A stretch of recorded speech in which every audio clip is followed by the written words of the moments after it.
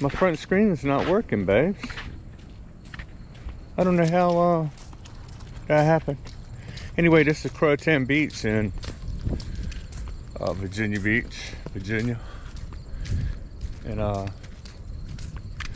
this is the place I came the closest to death. Almost drowned out here in the ocean. And later on I'll tell you the story about how I managed to escape. I thought I was surely gonna die. This was around 1980. And I'll show you a picture of Croatan. It's a little change from back then. You know, you had to walk through the sand right here instead of this nice walkway.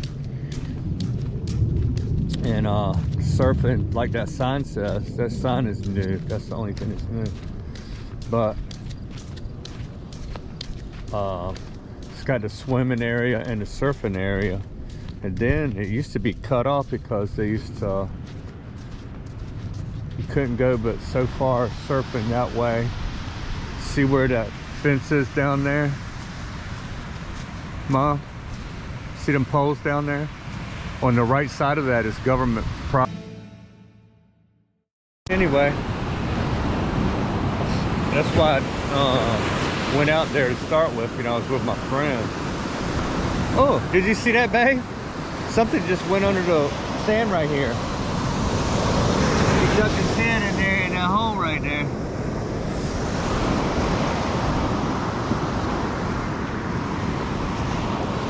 Anyway, it was super crowded right here. And so we walked down the beach where my wife is. We walked down here. And because it was so crowded. It used to be really crowded here in summertime.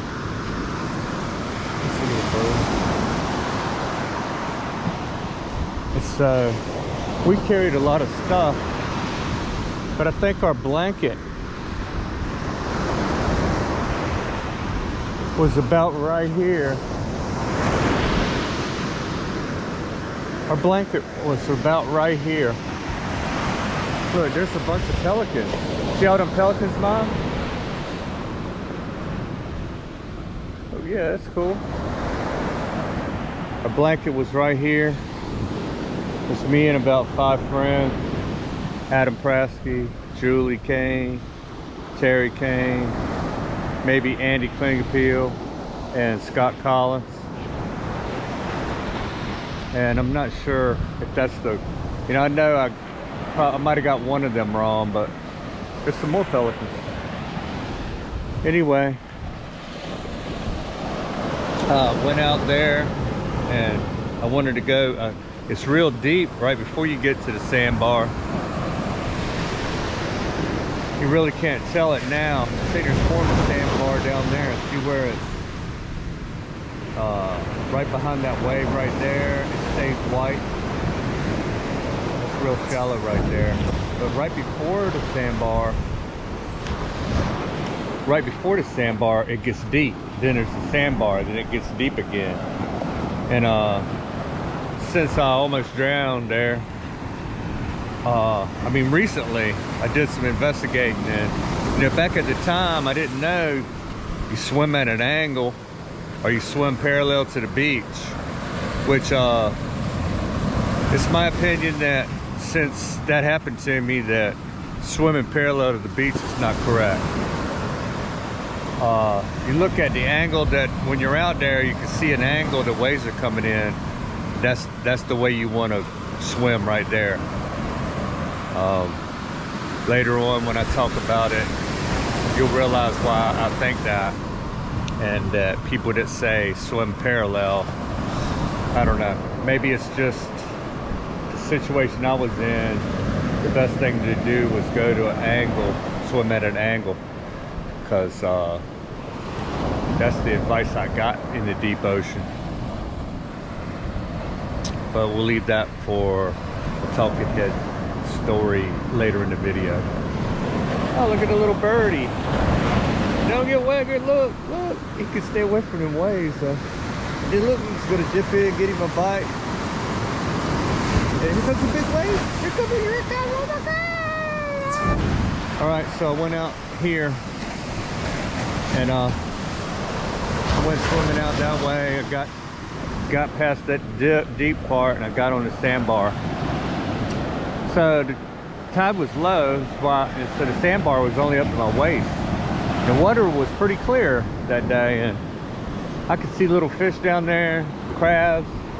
So I just hung out there checking out the sandbar, walking back and forth on it. And the tide came in, it got up to my chest and I could no longer see the fish. So I got bored. And so I leisurely started swimming back in. But you know, the information I found out recently was that's where riptides form at, where there's sandbars. So if you're ever swimming around a sandbar, be aware of that. And if you do get caught in it, swim at an angle with the waves, son. Believe me. You know, I was 20 and I could swim good, so. But I came within, I would have died if it was just me making the decision. So, I don't exactly know how far out I was. Anyway, I was out of, you know, the beach looked like a half a pencil. You know, if you held your hand, a pencil out at the end of your hand, it would have been about a pencil width, the beach, the whole beach and the houses and everything. So I very well could have been close to that boat out there. I don't know. So I don't know, it was about 25-35 feet of water when I sank to the bottom out there. So I'm gonna go ahead and say what happened. So I started swimming back in from the sandbar leisurely. And I looked up and I was twice as far away. I'm like, oh shoot. And so I started swimming. I started swimming double time, right? And I'm just only, I'm not losing ground anymore, but I'm not gaining any either. So I start really swimming hard as I can. And I'm 20, I'm in shape. So,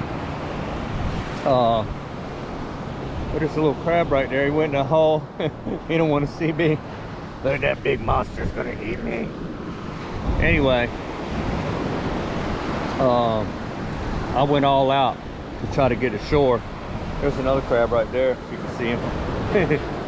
He's going for his hole. It's okay, buddy. I ain't gonna mess with you. I don't eat baby crabs.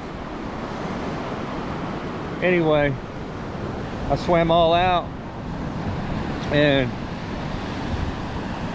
I gained a little bit of ground, about a quarter of that ground, and this is over about a half an hour. Not that long, maybe 15 minutes, but going all out, I got exhausted. So I decided I need to float for a little while, gain back so I can go back in. You know, I was swimming straight in because back in 1980, I never heard of, there's my wife way down there. I'm walking down to where I came on shore, which I don't think I'm gonna make it that far. I think I was, you know, from here, I was like halfway to those rocks right there. See that rock jetty down there by that motel? That's exactly where, well, a little bit farther than half of the way. That's where I came on shore. Anyway, when I finished floating, I was trying to float, and I was trying to float and, you know, rest a little bit, but I can't float without in the choppy water, I can't float with just breathing normal. I have to hold my breath a little bit when it's in, just for a hesitation, and then exhale fast and breathe in quick again. So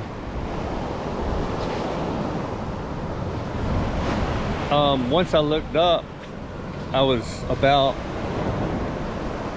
10 times as far out to sea as I was when I started swimming here, when I started floating.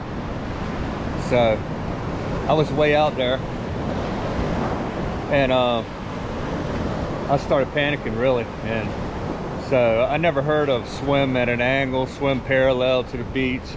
I was only 20 years old, so maybe not even that. I could have been 18, it could have been 1978.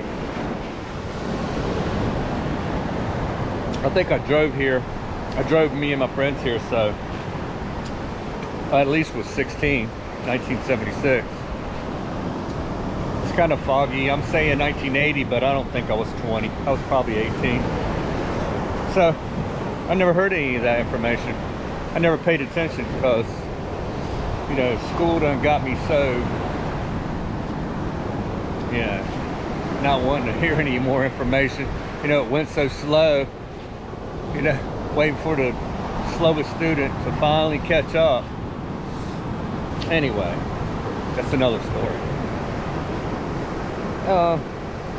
So I started panicking and tried to swim again. I started getting so fatigued, panicked, and I couldn't hardly swim. I just continually lost ground. Like I said, I could have been as far as that boat I showed earlier, but it's hard to tell from out there looking in here. If you held a pencil out and this looked like a pencil, this whole beach and houses, that's pretty far. If you ever been out on a boat, that's way out there. So